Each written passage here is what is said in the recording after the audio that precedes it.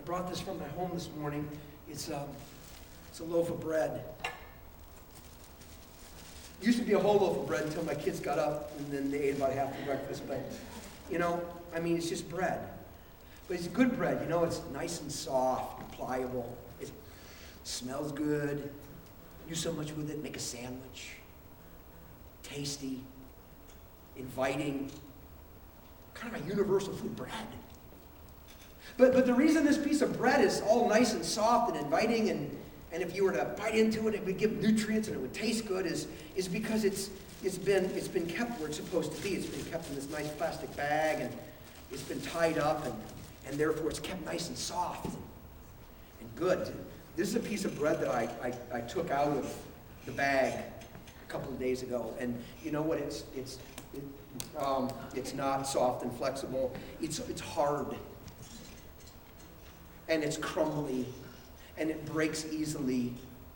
And if I left it out for a little bit more, it'd mold and start to grow in there, and you'd eat it, and it would probably make you sick. And the reason it would get hard, and the reason it would get all crusty, and the reason it would be easily broken is because it wasn't being kept where it was supposed to be. It was in the wrong environment. It just gets hard, and it decays when it's in the wrong spot. And I guess the deal is that my heart and your heart's like bread. And when somehow it can be in the right environment, this relationship with God, it just stays hard and soft and healthy and good and inviting. But when it's alienated from God, it just gets hard and it gets corrupt and it breaks down. And everything just gets messed up. And some people look at the problems of the world and they just get it. Yeah, we've got to take care of material needs because that brings relief. But more than that, we have to educate and teach so that people can know what to do to take responsibility for their own lives and make it work. But even that's not enough because they look and they go, unless something happens spiritually, then it doesn't matter the relief we bring or the education we bring. It just never changes much and never changes for. So what's the remedy? What do we do? And the remedy for spiritual alienation that leads to a hard and callous and a broken heart is, it's adoption. It's adoption. It's God going halfway around the world to find us wherever we are, however we are, and to take us back into part of His own family. So that we can be reconciled to Him, reunited with Him, live in relationship with Him. That's the answer to the spiritual need. Here's how the Bible puts it in Galatians chapter 4, verses 4 through 6. It says, "But when the right time came, God sent His Son. And He sent His Son to buy freedom for us who were slaves, so that He could adopt us as His very own children." Spiritual adoption. God coming and saying, I'm going to take you back. I'm going to take you back into relationship with me. I'm going to take you back to live with me. And when God does that, there are so many wonderful facets to this new life we have now that we're a part of God's family. There is forgiveness, and there is security, and there is love, and there is direction and wisdom. Oh, but get this, here's one of the best.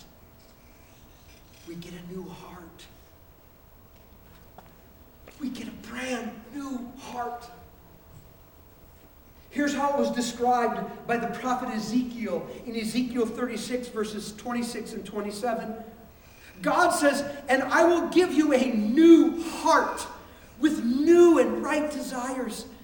And I will put a new spirit in you. And I will take out your stony heart of sin. And I will give you a new obedient heart. I will put my spirit in you so that you will obey my laws and do whatever I command."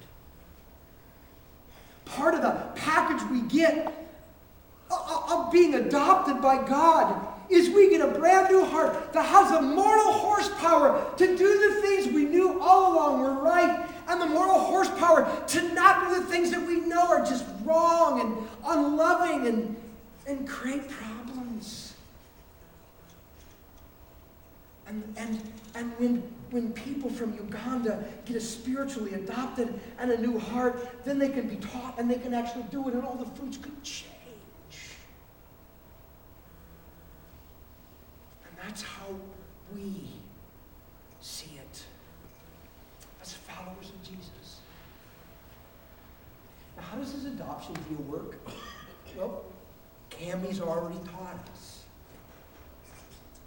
Because in most ways, spiritual adoption works just like physical adoption.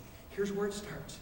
It starts in the heart of God that simply says, I want you back. I don't know why God feels this way. I don't have an explanation for it, but God looks at you and every person on the face of the earth, no matter who we are, where we've been, or what we've done, and He says, I want you back. I want you to be my kid. I want you in my family. I want to give you a much better life than the one you've got now. And then, like Henry taught us, in a spiritual adoption, God says, I'm going to pay the whole price for the adoption process. I'm going to pay for the whole thing. It's on me. In fact, that's what the Jesus deal was all about. It's why Jesus came and became a human being. It's why He lived the perfect life that we could never live. It's why He died on the cross. See, His death was more than simply saying, I love you this much. His death was Him substitutionarily paying for all of my transgressions, all of your transgressions, and all the sin of all the people who ever lived in the history of the world. Paying the price for that so we wouldn't have to, so that we could be forgiven and free. The price for the adoption has been paid. It costs us nothing. In fact, we can pay nothing. Because like Lydia May, we had nothing to give. And then just like the physical adoption, God actually is willing to go halfway around the world to meet us right where we are. And say, I am here with you. I have pursued you just to take you back so you can live with me. That's what's so cool about God. God doesn't camp somewhere with His arms folded and say, okay, if you want to be a part of my family, you know where I am. And you need to clean yourself up. And you need to get yourself back here. And if you can be back by 6, I'll let you in. That's not God. God goes, I want you. I paid the price. Now I'm going to hunt you down. I'm going to go to the ends of the earth to find you wherever you are. It doesn't matter. Whatever your condition, it's irrelevant. I'm going to meet you right where you're at with this offer. And now, at this crucial moment, there's the one slight difference between a spiritual adoption and a physical adoption. Because in a spiritual adoption, get this, we have to sign our own adoption papers. We have to just go, yes, check the box. Sign the name. Yes, I'm willing to be adopted into the family of God. I'm willing to let God be my actual Father. I'm willing to God take me and give me a brand new life in relationship with Him. Sign on the dotted line. Well, you see, we don't sign with a pen. We sign with faith.